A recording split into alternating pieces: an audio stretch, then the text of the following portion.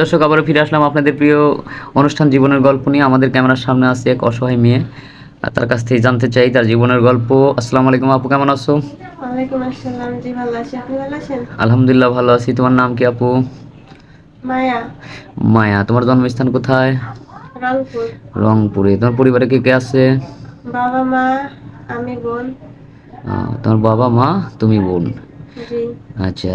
তোমার মানে তোমাদের সংসারের কার আয়ের উপর নির্ভরশীল? আমার বাবার। বাবার। আমার বাবা এখন কি করে? বাবা মা অসুস্থ, টুকটাক কাজ করে, ওভাবে সংসার দেয়। অসুস্থ? জি। একদিন করে আর একদিন কাজ করতে পারে না, জি। এরকম হালাহাল অবস্থা। এই জন্য আমাদের ক্যামেরার সামনে আসছো কি সাহায্য সহায়তার জন্য, না কোনো বিয়ে শাদির জন্য?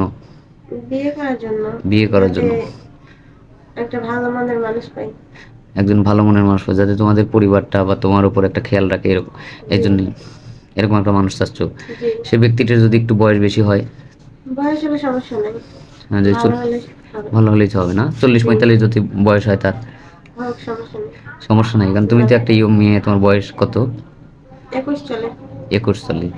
এত অল্প বয়সে তুমি 40-45 বছরের একজন ব্যক্তিকে বিয়ে করবে, এটা কিভাবে সম্ভব, বা কেনই বা করবে?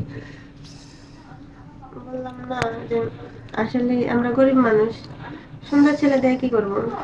জানে ভালো থাকতে পারি, বয়স্ক হলে সমস্যা নেই। সমস্যা নেই, যাতে 3 বেলা খাইতে দিতে পারে। জি। আর বয়স্ক লোক অবশ্যই বউকে ভালোবাসে। হ্যাঁ, বয়স্ক মানুষ বউকে ভালোবাসে। আর ভালোবাসে ইয়ং বেশি। ছেলেপেলে, স্মার্ট ছেলেপেলে দেখা গেল যে বিয়ে করলো কিন্তু দেখা যায় নেশা করে, বউকে টাকার জন্য, যৌতুকের জন্য ভালো মারধর না। করে। ভালো না। এই জন্য তোমার হচ্ছে, হ্যাঁ, না ঠিক আছে, তোমার কথা ঠিক আছে। এই জন্য তুমি চাচ্ছ যে একজন বয়স্ক লোক হলেও যাতে আমার পরিবারটা আমাকে দেখে, জি। 3 বেলা যাতে খাইতে পারি। জি। খুব সুন্দর কথা। তো যাই হোক, আমরা তোমার এই দুঃখের কথা বা এই তোমার এই ভিডিওটা আমরা পাবলিক করব, দেশ বিদেশ থেকে ফোন করবে, হ্যাঁ। জি। তো সেক্ষেত্রে তোমার পার্সোনাল ফোন নাম্বারটা দাও। আমার কোনো ফোন নাই। তোমার ফোন নাই? জি না। এই যুগে তো সবারই ফোন আছে, তোমার ফোন নেই কথা কেউ বিশ্বাস করবে? বিশ্বাস না করলে কিছু করার নাই। হ্যাঁ। একবার খাইতে পাই, একবার খাইতে পাই না, আবার ফোন কিভাবে নেব? ফোন কিভাবে ইউজ করব? তারপরে ফোনে আবার টাকা ভরতে হবে, আবার হুম। কথা বলতে হবে, হ্যাঁ। জি।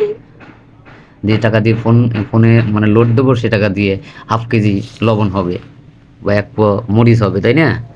জি। ঠিক আছে, আমরা আর স্কিপ বাড়াবো না। সুপ্রিয় দর্শক, আপনারা শুনলেন মেয়েটির অসহায়ের গল্প। তার আসলে তাদের সংসারটা খুবই, কি বলবো, এমন একটা দারিদ্র্যের কষাঘাতে সে জ্বলছে, যার কারণে আমাদের ক্যামেরার সামনে বাধ্যতামূলক এসেছে তার জীবনের গল্প বলতে। যদি কোনো সহৃদয়বান ব্যক্তি এই মেয়েটাকে পছন্দ করে থাকেন, যদি তার দায়িত্ব নেন, তাহলে আমাদের স্ক্রিনে নম্বরটা দেওয়া থাকবে, আমাদের নম্বর দেওয়া থাকবে, মেয়ের কোনো পার্সোনাল ফোন নাম্বার নাই। আর অযথা কেউ ভিডিও কল করবেন না। সেই সাথে যারা আমাদের চ্যানেলটা উপভোগ করেন সবাইকে ধন্যবাদ জানাই, শুভকামনা করে শেষ করছি। আল্লাহ হাফেজ।